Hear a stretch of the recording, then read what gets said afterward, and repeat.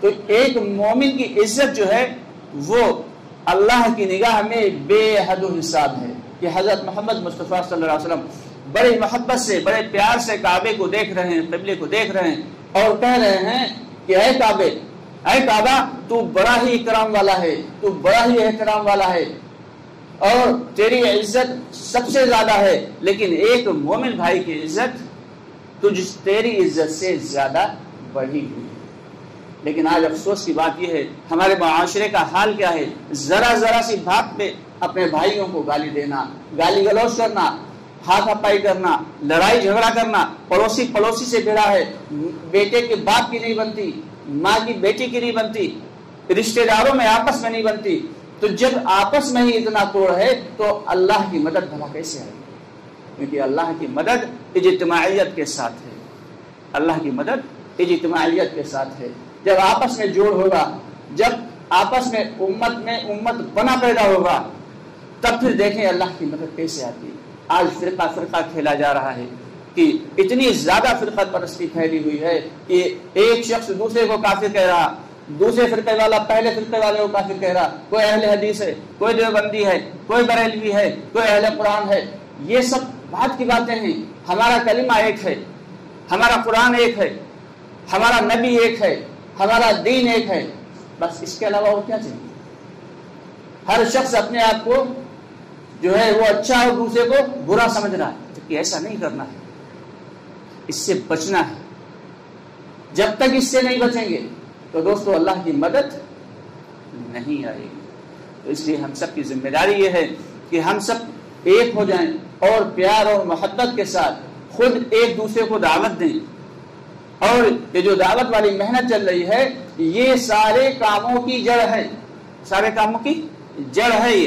یہاں یہ سمجھ لیں کہ جب ایمان مضبوط ہوگا تو پھر اس پیڑ کے جس کی جڑ مضبوط ہو اس پیڑ کے پتے بھی ہرے بھرے ہوں گے, اس میں پھل اور پھول بھی خوبصورت لگیں گے اور اس سے جو ہے ہمیں فائدہ ملے گا. لیکن جب جڑ ہی کمزور ہوگی تو ظاہر سی بات ہے نہ تو اس میں پتے ہرے بھرے ہوں گے, پتے بھی پیلے اور زرد ہو جائیں گے, پھل اور پھول بھی جو ہے وہ بیکار ہو جائیں گے. اس لیے سب سے پہلے ہم سب کو ضرورت ہے اپنے ایمان کو بنانے کی, اور ایمان بنے گا ایمان کی محنت سے.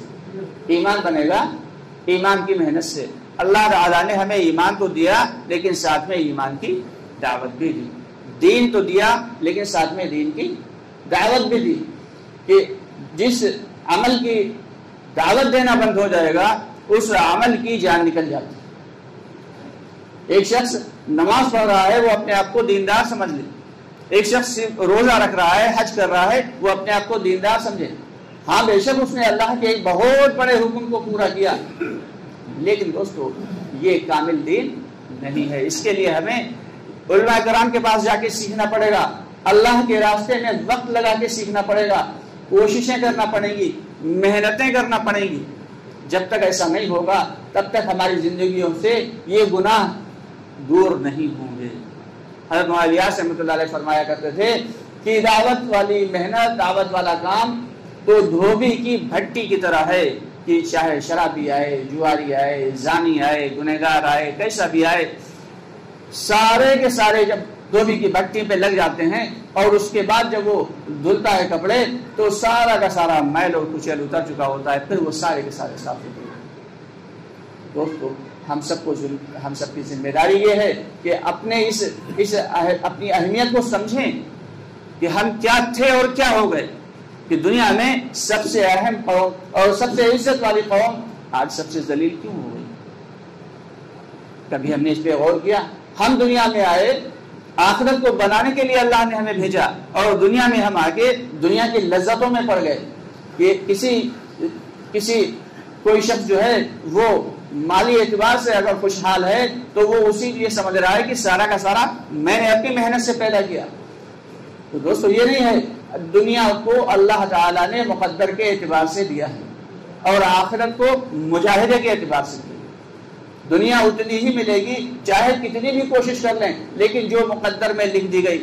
دنیا کو بنانے سے پہلے 50,000 سال پہلے کس بندے کو کتنا ملنا ہے, کس بندے کی کتنی سانسیں ہیں، کس بندے کا کتنا رزق ہے، یہ ساری چیزیں اللہ تعالیٰ نے دنیا بنانے سے ہی 50,000 سال پہلے لکھ دیا، اور اس کے بعد پھر دنیا بنائی، پھر جنات بنائے، پھر انسان بنائے۔ تو افسوس کی بات تو یہ ہے کہ جس چیز کی اللہ کی نگاہ میں کوئی حقیقت نہیں، اس کے لیے تو ہم صبح سے شام تک محنت کر رہے ہیں، اور جو اصل چیز ہے، جو حقیقت ہے آخرت والی زندگی، اس سے ہم منہ موڑے ہوئے۔ ایک مرتبہ حضرت ہارون رشید رحمۃ اللہ علیہ نکلے، کہ بہت بڑے بادشاہ ہیں، جا رہے تھے، بازار سے گزرے تو دیکھا اس وقت کے جو مجنون تھے، جو اس وقت کے ولی تھے، بہلول رانا، بیٹھے ہوئے ہیں بازار میں اور زاروں قطار رو رہے ہیں، ان کے چہرے سے آنسوؤں کی لڑی بہ رہی، دہاڑے مار مار کے رو رہے ہیں۔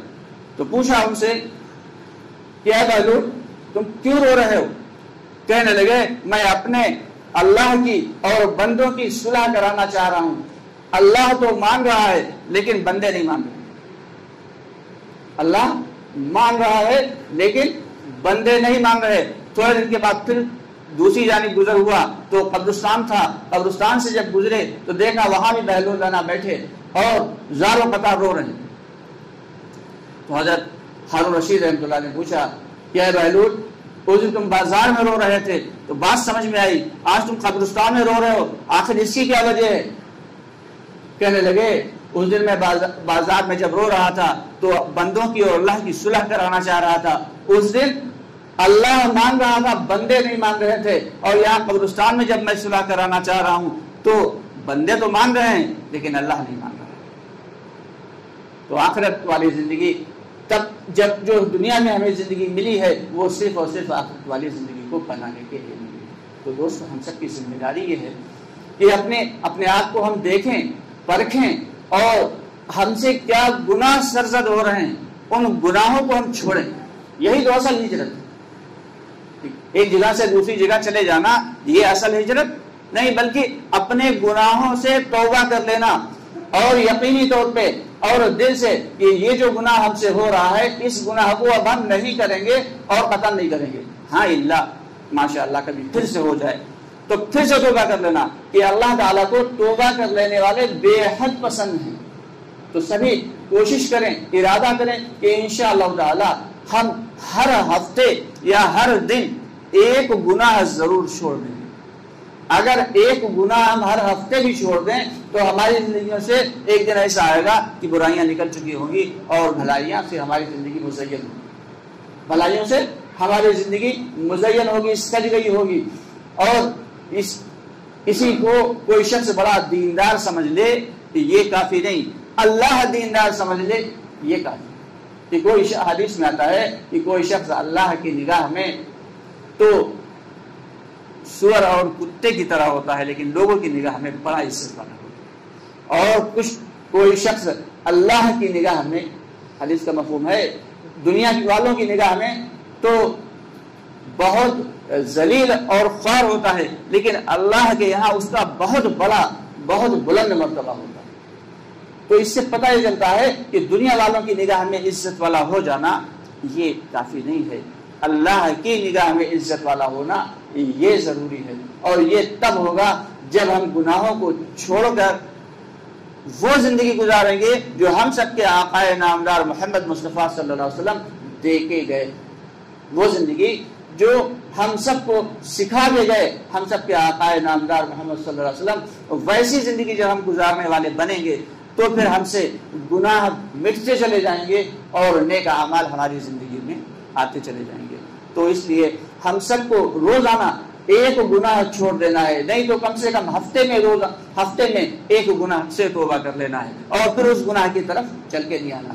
کہتے ہیں کہ اگر اللہ تعالیٰ کو توبہ تو اتنی زیادہ پسند ہے کہ اگر یہ دنیا کے لوگ، دنیا کے سارے انسان نیک بن جاتے اور کوئی گناہ کرتے ہی نہ تو اللہ تعالیٰ ایک دوسری مخلوق کو پیدا کر دیتا جو گناہ بھی کرتی اور پھر توبہ کرتی۔